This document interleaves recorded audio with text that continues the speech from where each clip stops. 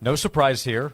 We have expected for the last few months that Joey Aguilar would be the starter, but we also knew he had to go out there and practice for the first time in real team practices with fall camp.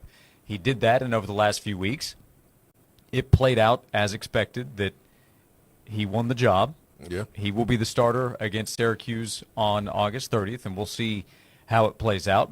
As expected, Aguilar is the guy. Friday after scrimmage number 2, we spent time on the show saying it's a wrap with the quarterback battle. It's a matter of when will Josh Heupel decide to name the starter and make it public, and that happened before the start of this week. So they will practice this week and next, knowing Aguilar is the starter. What does that mean, do you think, for practice reps, how they run things now that he is the guy, he is the first-team QB versus going through a battle, which he was doing through this past Friday? Well, he should get majority of the first-team reps. I mean, 70%, and then 65 to 70%, and then you split the number 2 reps with Merklinger and McIntyre, because you can make a case that McIntyre is in front of Merklinger. But McIntyre's not ready today to start or to play. So if, knock on wood, if Joey Aguilar goes out first play of the season, Merklinger will be the guy. If Aguilar goes out fourth game, maybe it's George McIntyre, because McIntyre would have had 5-6 weeks under his belt to prepare him to play. And so now that you know that Merklinger, who had a big-time advantage over Aguilar, knowing the offense, being here longer, got beat out, you probably need to start getting George ready to play, because he has looked the best just throwing the football in fall camp, and you can't deny him. So yeah, if you play the game of talent, potential, and development, what you've seen from George start to finish January to this point, I mean, that's real progress that shows signs that if he's needed later in the season, McIntyre might be the guy they could count on versus Merklinger. We'll see how the season plays out with Aguilar, of course, as the starter as well. Yeah, so, I mean, it's about these next 2 weeks, taking care of each other, getting your legs underneath you, first-team reps reserved for first-team guys, and fine-tuning everything, making sure that your personnel, in terms of your first team and second team, and all 3 phases, is ready to make a run. I mean, that's how I look at it. But I was a little surprised to hear the news publicly that Aguilar was a starter. But, I mean, I think a lot of people knew for a while that was going to happen, especially with how Aguilar threw the football and moved the offense on Friday. I mean, it just wasn't even close. We also know that it will be Joey Aguilar versus Steve Angeli. I know they don't play against each other on the field, but that will be the quarterback matchup for Tennessee versus Syracuse, as Angeli has been named the starter at Syracuse. He transferred after spring practice from Notre Dame and went in, competed with Ricky Collins, who was there in the spring. He's a transfer from LSU. Collins was actually one of the representatives for Syracuse at the ACC kind of media day event, and I thought, oh, maybe that means he'll end up being the guy, but he is not. Angeli beat out Collins, so it will be a battle of quarterbacks who transferred after the spring. Angeli from Notre Dame to Syracuse, and Aguilar from App State to UCLA to Tennessee back in May.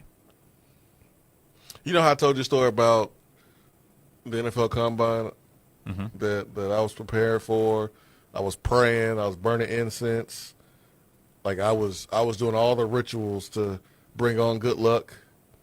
Had the magic 8 ball, everything, man, so I could run a nice fast 40. Thinking about it at night, the night before, practicing my starts, making sure everything was ready to go, making sure my shoes were nice and light so I could be faster.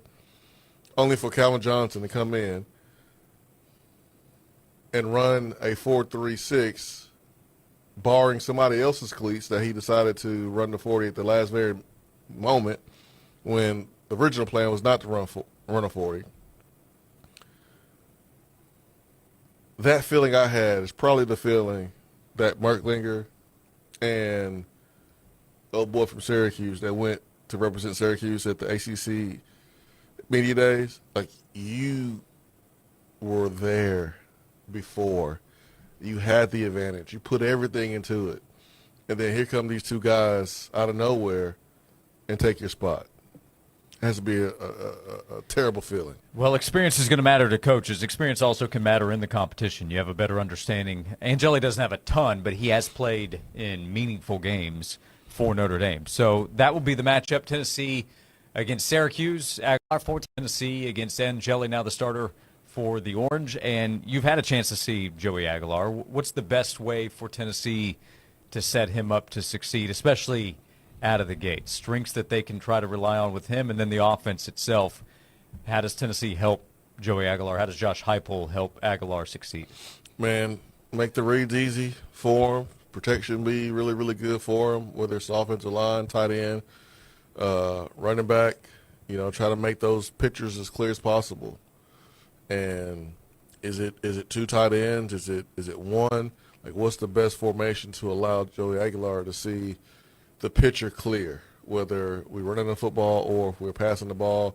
He has no interceptions for a reason. And, there's been some times when, he's been a little loose with the football here. But understanding early, okay, he's taking some chances today. Let's be more conservative. Or, all right, he's doing a good job taking care of the ball. Let's take some shots. There's a time and place to take the shots. As an experienced quarterback, you know when the best time is. Like, all right, man, it's third down and you're in no man's land. The ball's at the 45-yard line, and you throw a deep ball. Okay, if it gets picked off, it's like a punt. But, first down, trying to squeeze the ball in on your own 25-yard line, let's not do that. Let's understand that we have two more downs, and if we don't get it, we can punt, flip field position, let our top-rated defense. They'll get the ball back for us. They'll get the ball back and probably in a better position. So it's knowing that as a experienced quarterback that can help this football team. Jesse in the text box, he's ready to go. Perhaps I should issue an apology for my mispronunciation of Joey's name. He sent us a screenshot. Looks like he's ready to get the shirts ordered. Number 6 for Tennessee, Joey Aguilar. Print the shirts now that he's QB1. What do you think? Nah. Not quite yet. He beat out a true freshman and Merklinger. He ain't done anything yet. He'll get that first opportunity Saturday, August 30th. Jesse also added in, wish they had named a starting center alongside the QB announcement. I think the quarterback is more important right now. But they ain't gonna announce starting positions outside of quarterback. Yeah, it's not going to get the same kind of pub. Right now, I would bet on Sam Pendleton being that guy, but we will see.